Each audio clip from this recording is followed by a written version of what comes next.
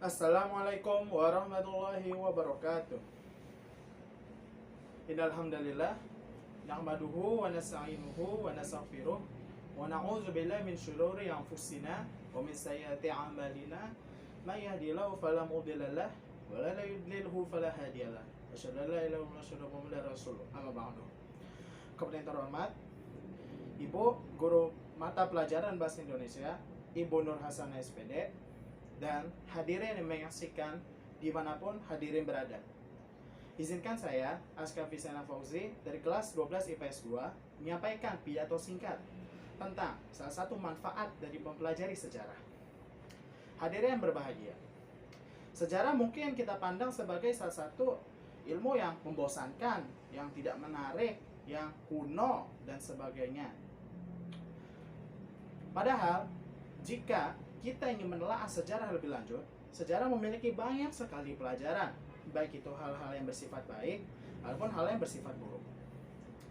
Salah satu manfaat dari mempelajari sejarah adalah kita diperintahkan untuk mengambil pelajaran sebanyak-banyaknya dari suatu kejadian di masa lampau.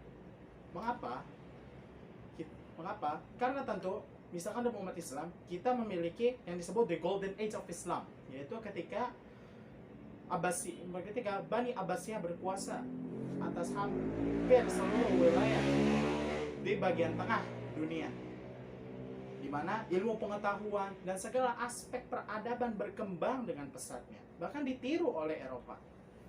Kita lihat di Indonesia misalkan, kita lihat masa-masa keemasan nasionalisme misalkan di era-era Presiden Soekarno, di mana nasionalisme sangat kuat pada masa itu. Kita didorong untuk bisa berdiri di atas kaki kita sendiri. Atau masa pengembangan ekonomi emas di bawah masa Presiden Soeharto, di mana puncaknya kita bisa mencapai swasembada beras tahun 1985. Kita mendapat penghargaan dari FAO pada tahun itu, dan juga kita bisa mengekspor beras untuk saudara-saudara kita yang kelaparan di Ethiopia pada masa itu. Namun, meskipun kita punya masa-masa kejayaan, tapi sejarah tidak mengajarkan kita untuk menjadi tukang renung. Sejarah tidak mengajarkan kita menjadi sekedar pemimpi yang membayangkan, betapa indahnya masa lampau itu, betapa bergemilangnya kita pada masa itu. Bukan. Kenapa?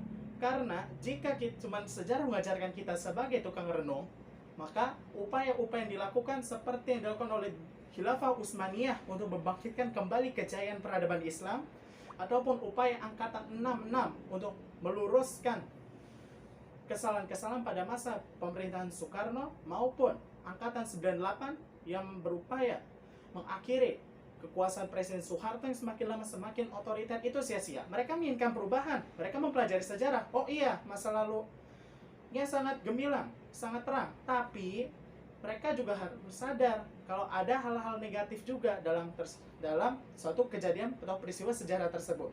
Sehingga mereka mengambil pelajaran bagaimana supaya bangsa dan umat bisa lebih baik daripada masa sebelumnya.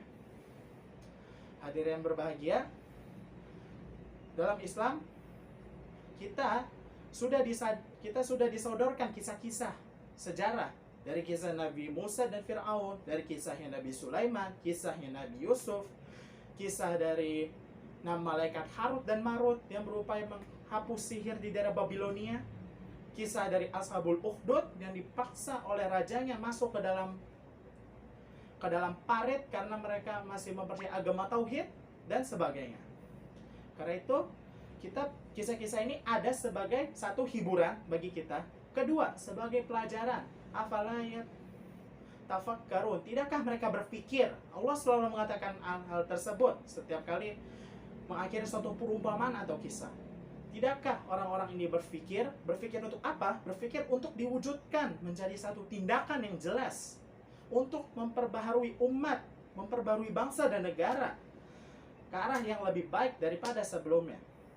Oleh itu hadirin sekalian, saya berpesan kepada hadirin sekalian yang menyaksikan video ini, supaya mari kita bersama-sama, jangan sekedar menjadikan sejarah sebagai hal yang membosankan, jangan sekedar menjadikan sejarah sebagai tukang renung, tapi jadi kita sebagai pendorong aksi bagi kita. Pendorong aksi bagaimana kita bisa berkontribusi untuk memperbaiki kondisi umat dan juga kondisi bangsa dan negara kita yang kita cintai dan kita hormati. Sekian pidato dari saya. Mohon ada kesalahan. Yang benar datangnya dari Allah, yang salah datang dari saya sendiri. Wabillahi taufiq wal hidayah. Wassalamualaikum warahmatullahi wabarakatuh.